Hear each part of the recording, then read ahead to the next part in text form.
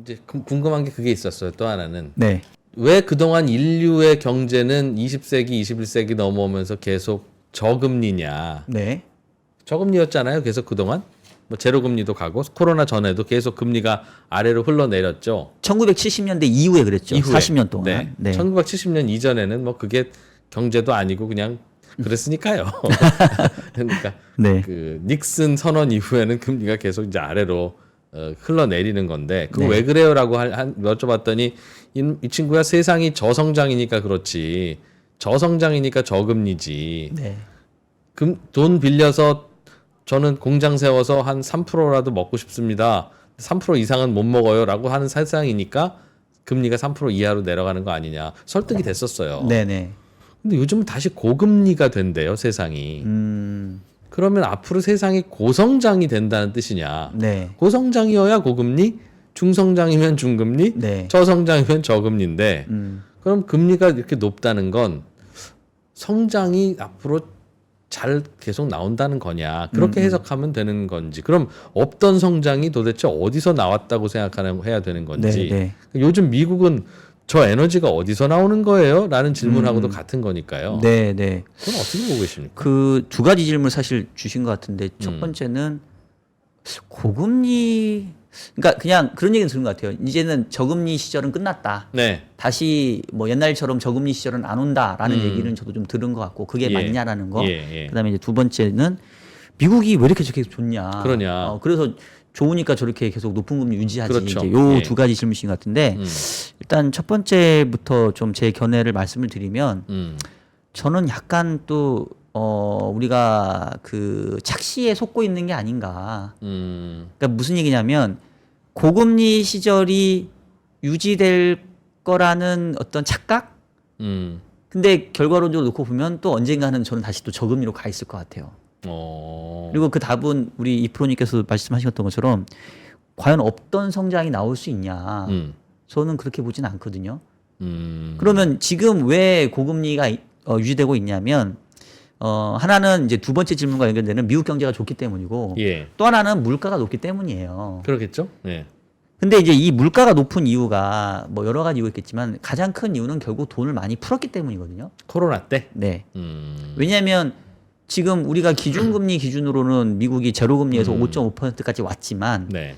미국이 이른바 양적 완화를 통해서 풀어놓은 돈은 아직도 5조 달러 이상 넘게 남아 있거든요. 그래서 우리가 지금 양적 긴축하면서 돈을 좀 흡수하고 있는데 그 흡수하는 그 수준이 코로나 이전은 절대 못 돌아갑니다.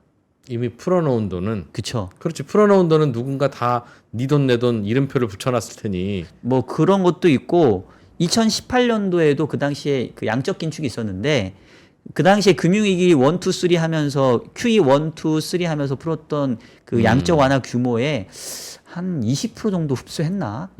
왜냐하면 사회적 저항이 있어요. 돈을 푸는 거는 상당히 쉽지만 돈을 이렇게 흡수하려고 하면 이게 약간 뭐랄까 내성 같은 게 있어가지고 줬다 뺏는 건 상당히 어렵거든요. 예. 그리고 이제 이미 말씀하셨던 것처럼 이게 다 어떤 그 고착화되는 좀 현상도 있고. 예. 그래서 통화의 양 자체가 절대적으로 많이 풀렸고 이거를 흡수한다고 해서 예전 수준으로 절대 돌아가지 못한다. 그럼 결국은 돈의 양이 그만큼 많이 풀려 있으니까 돈의 가치가 떨어지는 인플레이션 현상이 나타나고 있겠죠 지금. 그렇죠. 그리고 옛날만큼 돈을 빨리 흡수하지 않는 한 이렇게 돈의 가치가 떨어져 있는 인플레이션 현상이 당분간은 지속이 되겠죠.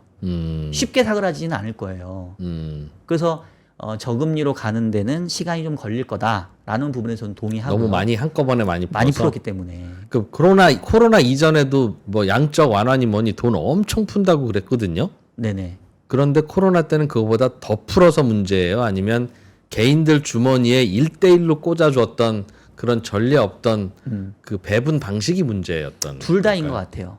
둘 다. 양도 많았고. 양이 어느 정도 많았냐면, 그러니까 우리가 2008년도 금융위기를 거치면서 QE1, QE2, QE3를 해서 세 차례에 걸쳐서 푼 통화가 4조 달러가 채 안 되거든요. 예. 근데 코로나 이후에 6개월 동안 푼 통화가 6조 달러가 넘어요. 야, 잠깐 우리가 미쳤었구나. 미쳤죠, 그때. 왜냐면 그때는 뭐 세계가 망하고 인류가 망할 줄 알았으니까. 네. 정말 극단의 정책을 취한 거고.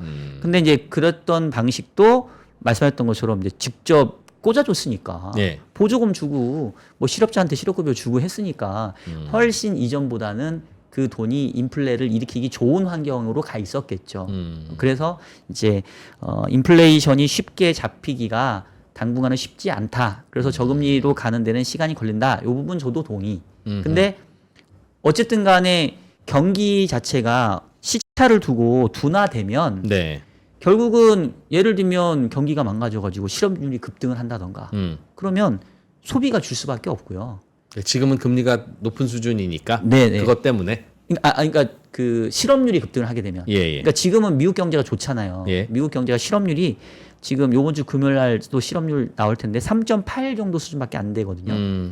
미국 실업률 3.8이면 사실상 완전 고용이에요. 예. 왜냐하면 실업률은 제로가 될 수 없습니다.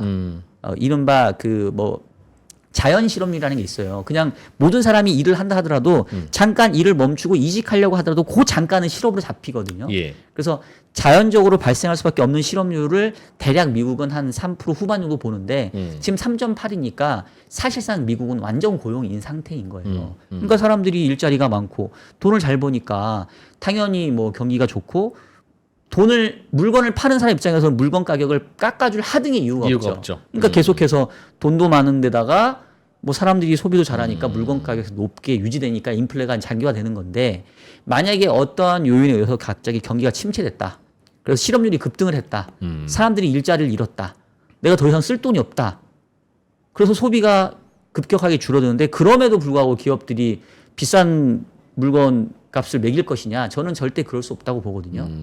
그래서 결국은 경기가 침체되면 후행적으로 인플레이션은 꺾일 수밖에 없다라고 생각을 해요. 네. 근데 지금 문제는 미국 경제가 좋잖아요. 예. 그리고 이제 아까 두 번째 질문이 미국 경제가 왜 좋냐? 이 부분인데 그걸 알아야 언제 저게 꺾일지도 예상하죠. 그렇죠. 이거 상당히 되게 중요한 것 같아요. 왜냐하면 이게 제가 봤을 때는 모든 시장에 지금 다 화두거든요. 그렇습니다. 예. 네. 결국은 언제 인플레가 꺾여서 언제 미국이 금리를 인하할 거냐인데 네. 그럼 결국은 이거는 돌아놓고 계속 밑에 파고 가다 보면 그럼 미국 경제가 언제 꺾일 건데 그렇지. 또 귀결되고 예. 지금 사람들이 얘기하는 야 노랜딩이라며 안 꺾이는데 무슨 뭐 이렇게 얘기하시잖아요. 근데 네.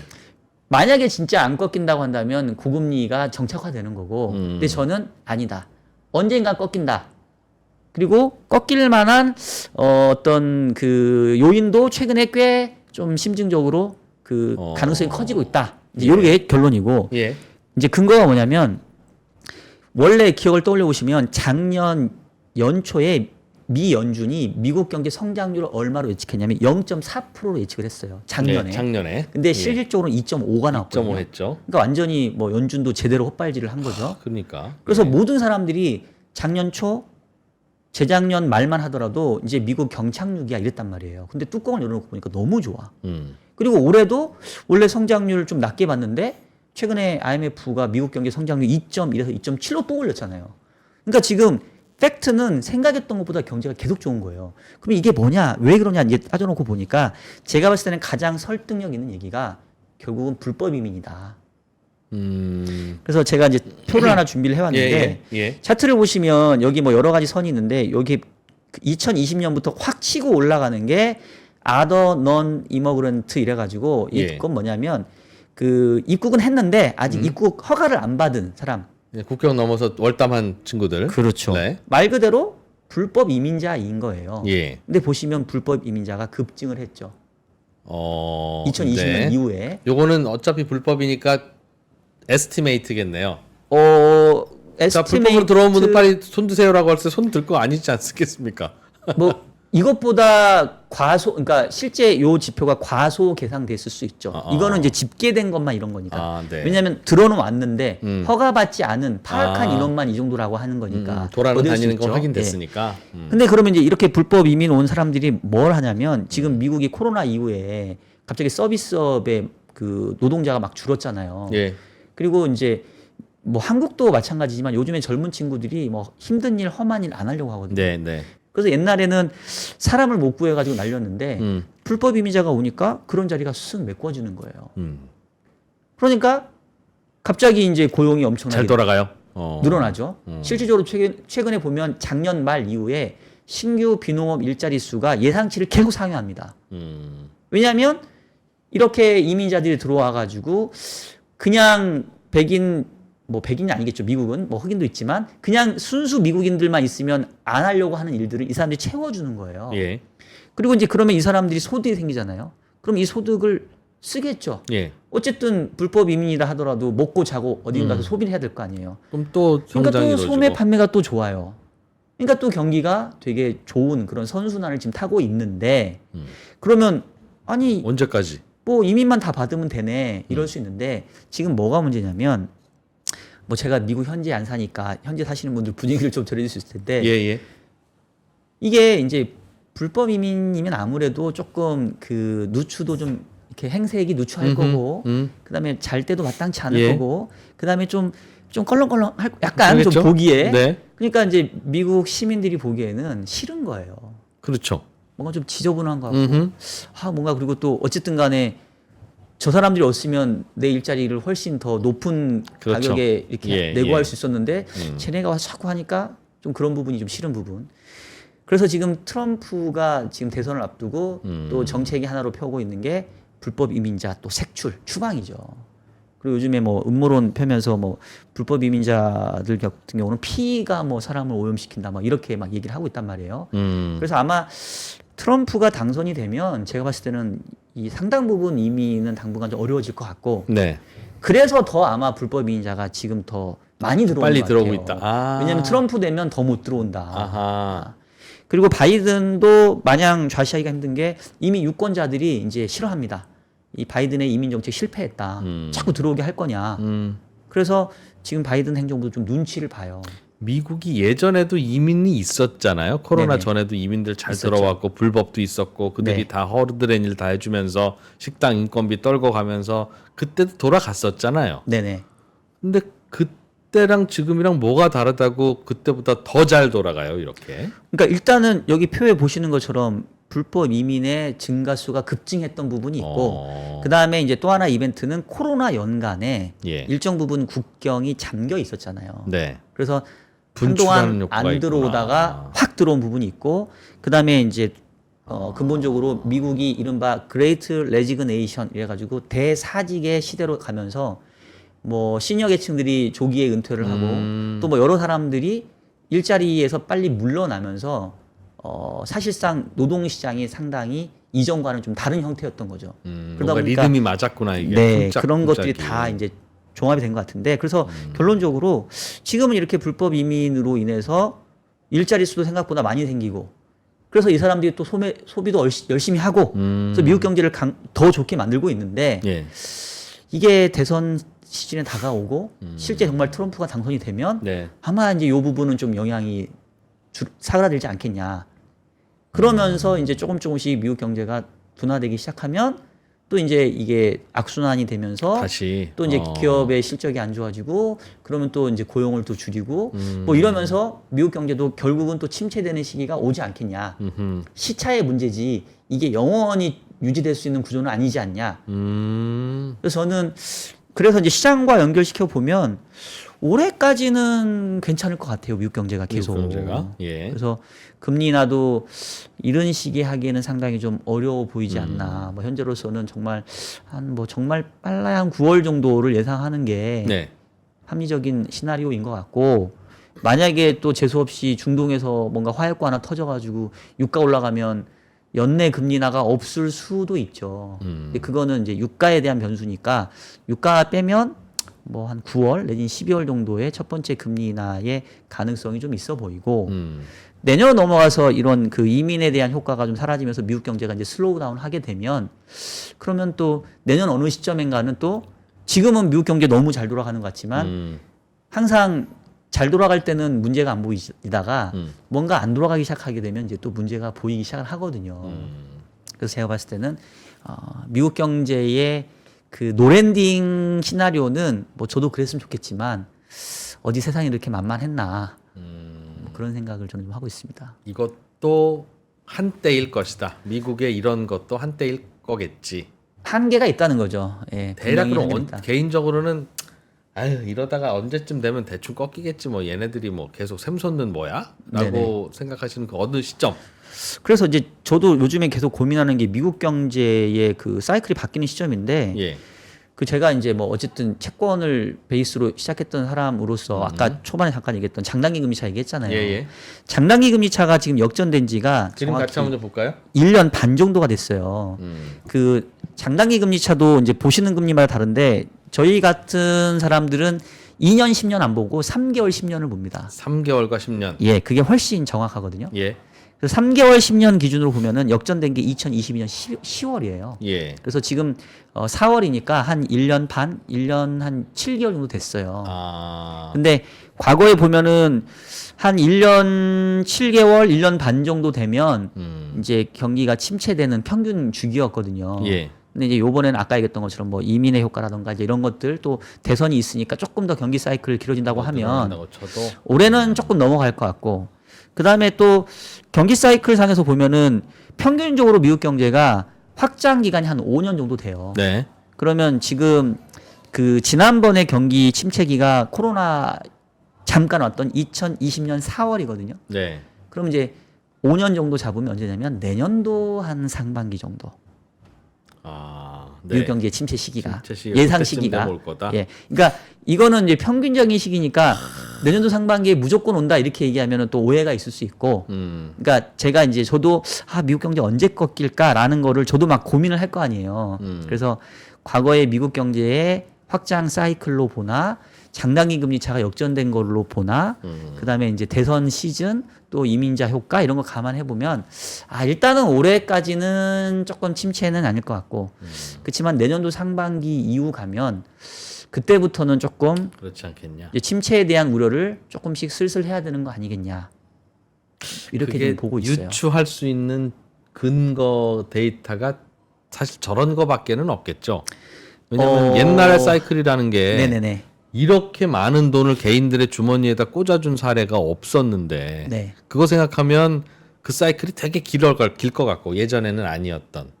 그러나 또 요즘 이렇게 높여놓은 금리 생각해보면 또 이렇게 무섭게 갑자기 높여놓은 적도 없었으니까 네네. 엑셀도 최대한 밟고 있는 거고 지금 미국 경제는 그렇죠. 브레이크도 이빠이 최대한 밟고 있는 거라서 얘가 어느 정도에서 이렇게 만나게 될지는 과거에 없었던 엑셀과 과거에 없었던 브레이크니까 그걸로 유추하기는 쉽지는 않겠네요. 근데 확실한 건 이게 적당한 수준은 아닐 것 같아요. 그러니까 침체가 오면 그러니까 오늘 이거가 결론이 되면 안 되는데 네. 그러니까 항상 이게 그 고금리 시절이 잠깐 있다가 와면 잠깐 있다가 금방 들어가면 경기에 그렇게 큰 내상을 입히진 않아요. 근데 고금리 시기가 길어지면 길어질수록 약한 고리에서 뭔가 그 약한 고리가 녹아나고 있는 부분들은 이제 더 커질 수 있거든요. 예. 그래서 뭐 이 얘기는 너무 빨리 얘기를 꺼낸 것 같은데 지금 아니고 올해는 아니고요. 어쨌든 간에 고금리가 끝나서 다시 언젠가 금리가 인하돼야 될 때가 되면 그때는 또 지금 노랜딩 얘기는 온데간데 없어지고 또 뭔가 험악한 얘기가 또 나올 수밖에 없지 않냐. 그 예상의 그때의 인하폭은 생각보다 깊을 수도 있다고 보시는군요. 네, 그럼. 그래서 저는 중금리를 믿지 않습니다. 다시 저금리면 저금리지. 네, 고금리와 저금리의 반복이라 생각하고 이게 사실은 역설적으로도 중앙은행이 그렇게 만들어요. 그 우리가 샤워실의 바보들처럼. 맞습니다. 예. 항상 그 새로운 버블은 중앙은행의 과잉 완화로 만들어지고 또 새로운 뭐 침체나 경기 위기는 과잉 긴축으로 만들어내요. 근데 그냥 상식적으로 5% 중반의 금리가 이게 버틸 수 있는 금리냐? 지금은 버티죠. 근데 이프로님 아까 서두 얘기했던 것처럼 5% 중반의 금리를 내가 계속 감당할 수 있을 만한 성장이 이루어져야 되는데 그 성장이 계속 될 수 있을까? 언젠가는 뭐 이것도 한계가 있지 않을까라고 하면 그때의 충격은 또 크게 나타날 수 있겠죠. 다만 올해는 아닌 것 같으니까 조금은 즐기셔도 되는데 다음 사이클에서도 또 우리가 준비해야 될 거는 또 어마어마하다. 그거는 생각은 하고 있자. 뭐 이렇게 말씀드렸습니다. 예. 그 코로나라고 하는 게 갑자기 인류가 예상하기 어렵게 다가와서 우리가 간신히 잘 뭐 극복을 했는지 아무튼 네. 정신 없었어요. 그 과정에서 이렇게 돈도 막 풀어받고 그로 인해서 인류가 한 번도 경험하지 못했던 그 후폭풍들을 요즘 느끼고 있는 거 아니겠습니까? 네. 그런데 겪어봤더니 성장률도 살아나고 경기도 좋아지네. 코로나 때 그 돈 퍼부을 때는 코로나 극복하려고 퍼부었었던 건데 네네. 어찌어찌 퍼붓고 나니까 이상하게 경기도 이렇게 살아나고 뭔가 이게 성장 동력 뭔가 창의적인 무슨 산업이 발전해야 우리가 성장하는 줄 알았더니 네. 개인들한테 그냥 돈 좀 넉넉하게 꽂아 놓으니까 아주 그냥 나라가 한 3, 4년은 아주 그냥 성장을 제대로 하는구나 라는 걸 우리가 우연히 발견하게 됐잖아요. 네.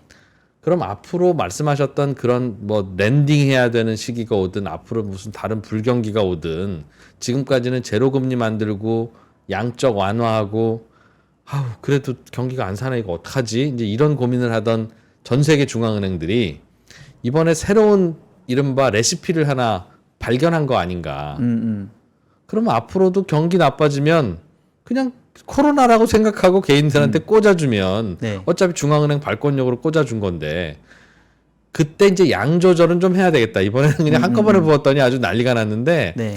적당히 조절하면서 적당량을 꽂아주면 이건 뭐 경기 살리는 거 껌인데 그런 시대가 새롭게 오지는 않을까요? 그래서 이제 아까 이제 저는 다시 또 뭐 저금리 시대가 온다고 생각하는 이유가 중앙은행 입장으로서는 상당히 유혹을 느낄 수 있죠. 금리만 낮춰주면 모든 게 해결이 되네. 심지어 이 보건 위기도 극복을 하네. 예. 그렇기 때문에 아마도 앞으로 계속 문제가 생기면 또 이제 반복할 거라고 보는데, 근데 이제 문제는 뭐냐면 시차예요. 예. 왜냐하면 이게 경기와 물가가 약간 그 기차의 앞단과 뒷단 같은 역할이거든요. 무슨 얘기냐면 우리가 코너를 돌 때 예. 기차는 같은 몸통인데 얘가 코너를 돌면 앞단은 돌아서 나오지만 뒷단은 여전히 또 그쪽 돌고 있죠. 방향, 그렇죠. 그러니까 서로 반대 방향을 보이고 있잖아요. 이게 마치 경기하고 물가의 관계예요. 그러니까 경기가 먼저 꼬꾸라지면 경기는 바닥을 아래쪽으로 이미 향하게 되는데 예. 물가는 저 끄트머리에 있기 때문에 여전히 올라가는 모습을 보여요. 그걸 중앙은행은 그걸 알지 못하고 계속 고금리를 유지하다가 알고는 있지만 어쨌든 중앙은행의 메인 설립 목적은 물가 안정이기 때문에 물가를 잡아야 되는 게 더 우선순위에 갈 수밖에 없습니다. 그래서 경기가 위축이 되면 빨리 금리를 인하해서 경기를 좀 잡아야 되는데 그게 잘 안 된다. 쉽지 않아요. 계속 후행할 수밖에 없어요. 그래서 결국은 경기가 상당 부분 망가지고 인플레가 꺾인 다음에야 후행적으로 또 금리를 인하해서 어쩔 수 없이 또 지나놓고 보면 또 그래서 또 과잉 완화가 진행이 되고, 그러니까 이게 계속 역사가 반복이 되어 왔는데, 아니 그동안 계속 반복되어 왔는데 똑같은 실수를 왜 하냐라고 할 수 있지만 이 경기와 물가의 시차라는 부분들은 어느 누구도 어떻게 할 수 없는 문제이기 때문에 앞으로도 똑같은 문제가 저는 반복될 수밖에 없지 않겠나라는 네. 조금 생각을 하는 거죠. 알겠습니다. 근데 이제 다시 한번 말씀드리지만 요거는 조금 약간의 시차가 있는 얘기입니다. 내년도 이후의 얘기니까 내년까지는 예. 요즘 같은 그 느낌이 계속 미국 경기는 생각보다 좋고 네. 금리는 생각보다 안 내려오고 네. 그런 상황이 벌어질 것이다. 네. 지금은 아직은 버블이 만들어지고 있고 버블을 즐길 때지. 이게 이제 제가 폭탄 돌리기에 많이 비유를 하는데 네. 이제 폭탄이 저한테 왔어요. 그럼 네. 두렵잖아요. 네. 그래서 내가 빨리 돌렸단 말이에요. 옆에 사람한테. 근데 휴 안심하고 있었는데 그 폭탄이 아직도 안 터져서 다시 나한테 돌아와요. 너무 길어서. 네, 너무 길어서. 그러니까 폭탄 돌리기를 하더라도 내가 너무 폭탄을 빨리 돌리면 안 돼요. 투자에 되게 중요한 거죠. 그렇죠. 너무 멀리 내다보고 예. 현명한 내가 조금은 판단을 들고 내리면. 있어도 돼. 그렇지. 왜냐면 아직 심지가 많이 남아 있거든요. 음. 그러니까 심지를 봐가면서 투자를 해야 되는데 이제 문제는 뭐 심지가 얼마만큼 남았는지는 뭐 또 그것도 어려운 부분이 있지만 어쨌든 분명히 언젠가는 또 이 버블이 꺼지는 때가 오겠지만 너무 빨리 여기서 하차하면 그건 아닌 것 같다. 내가 또 어쩔 수 없이 뒤늦게 쫓아가는 그런 우를 범할 수 있으니까 즐길 때는 같이 즐겨야 된다.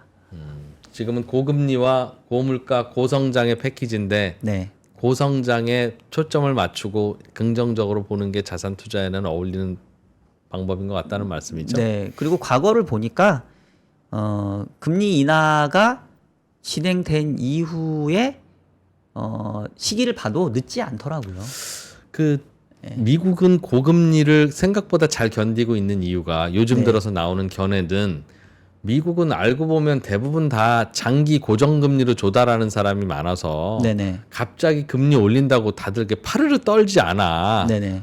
그렇기도 하고 코로나 때 꽂아준 돈이 얼마나 많은데 지금 그 돈 돌다 보면 네. 금리 좀 높아도 견딜 수 있어. 그래서 미국이 일이 좋은 거야. 라는 설명을 하세요. 네네. 근데 우리는 미국의 고금리에 맞춰서 우리나라도 나름대로 그 지금 고금리에 대충 맞춰줬잖아요. 네. 그렇게까지 못 쫓아가긴 했으나 그러나 그 벅찬 고금리를 견딜 수 있는 그 정도 지구력은 네. 돈 열심히 풀어놓은 미국보다 한국은 약할 텐데 그러면 어딘가에서 이제 랜딩이 나타나기 시작하면 미국보다는 코리아에서 먼저 나타날 가능성도 있어 보이거든요. 그러니까 사실 뭐 꼭 한국이라고 특정 지을 수는 뭐 없지만 다른 나라들. 미국 이외의 이외의 국가가 나라들. 될 가능성이 크죠. 음. 왜냐하면 미국은 미국이기 때문에 예. 뭐 정말로 뭐 너무 부럽게도 여러 가지 얘네들은 할 수 있는 조치들이 많아서 미국 걱정은 연예인 걱정하고 똑같은 건데 항상 과거의 미국의 고금리 시절에서는 미국에서 문제가 발생한 거는 2008년도 금융위기 한 번에 불과했고 대부분은 미국 이외의 국가에서 문제가 생겨서 예. 그게 미국에도 이제 안 좋은 영향을 미치게 되니까 그래서 정책이 바뀌는 경우가 많지 미국이 먼저 문제 생긴 경우 별로 없어요. 그래서 그러니 당연히 그럴 것이다. 네, 그래서 요번에도 미국 이외에 어디가 생길지는 이제 뭐 저희가 계속 봐야 되는데 한국이 아니었으면 하는 이제 바람을 갖고 있는 거죠. 아니길 바라면 되는 네. 것이다. 아닐 가능성이 높아 보이세요? 아니면 이번엔 조금 다를 수도 있을 것 같으세요? 뭐 괜찮아요? 예전에 비해서는 그래도 한국도 그러니까 뭐 예를 들면 그 가계 부채가 늘어났다고는 하지만 뭐 흔히 말해서 이 부동산 담보대출 대부분인데 뭐 LTV가 낮기 때문에 이게 문제가 되려면 결국은 금융기관에 문제가 돼서 금융 경색이 발생을 해야 되거든요. 근데 이제 그런 쪽의 리스크는 이전에 비해서는 조금은 그래도 낮지 않나. 그러니까 위험이 낮다는 얘기가 아니라 네. 예전에 비해서는 조금 그 홍수에 대비한 댐을 좀 쌓아놓지 않았나. 그 홍수만 그 댐만 넘치지 않으면 다행일 것 같다. 근데 예전보다는 댐은 조금 높아졌다. 뭐 요 정도로 좀 평가를 할 수 있을 것 같습니다. 일본, 중국, 뭐 유럽, 아시안 하여튼 넌 아메리카 중에 제일 먼저 꼴찌만 안 하면 되니까. 뭐 순서가 무슨 의미가 있을지 모르겠지만 뭐 문제의 시발점만 안 아니면 돼도 되니까. 예. 말씀하신 대로 어딘가에서 폭탄 터지면 네. 또 그 여파가 미국한테도 갈 거고 네. 미국이 금리 내쳐줄 거고 우리도 그냥 또 못 이기는 척 내리면 되는 그렇다는 얘기군요. 네, 그렇죠.